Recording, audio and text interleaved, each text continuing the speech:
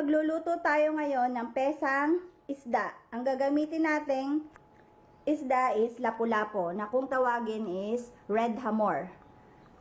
Ito yung ingredients natin.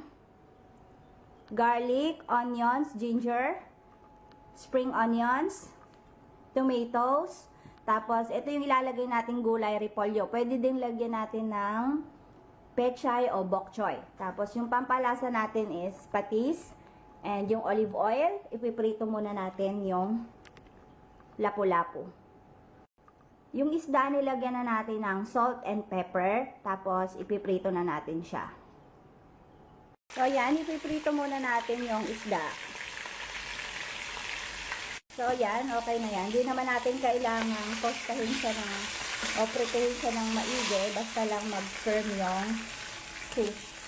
Kasi ayaw ko ng magiging parang nilaga yung fish. So, pag piniprito mo siya, firm pa rin yung fish. So, ito na yung last batch natin.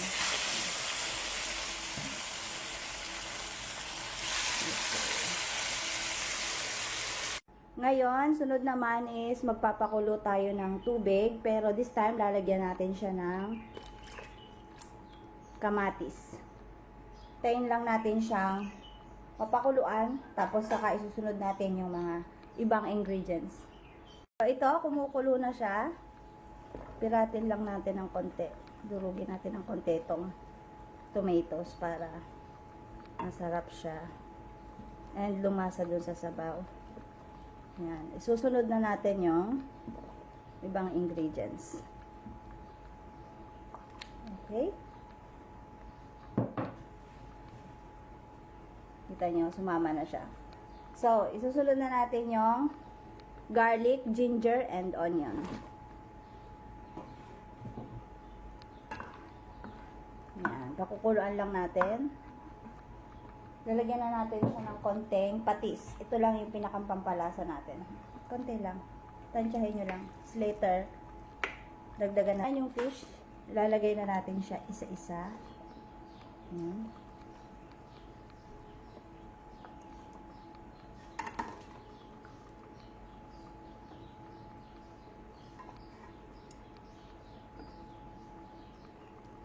Okay, so yan na.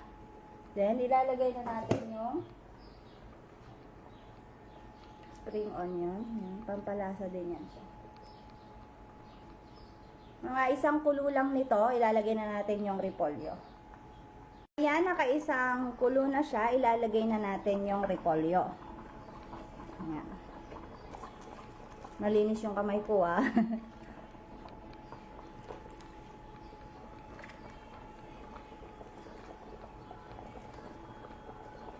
Panghuli natin.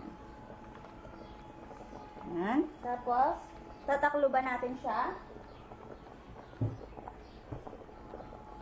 Mga isang kulo lang ulit. So, i-off na natin yung stove natin. Yan. Kasi, mainit pa yung kawali. So, yan. Kumukulo na siya ng mga isang kulo nito after natin na ilagay yung repolyo. So, this time, pwede natin na siyang tikman at tingnan natin kung anong kulang.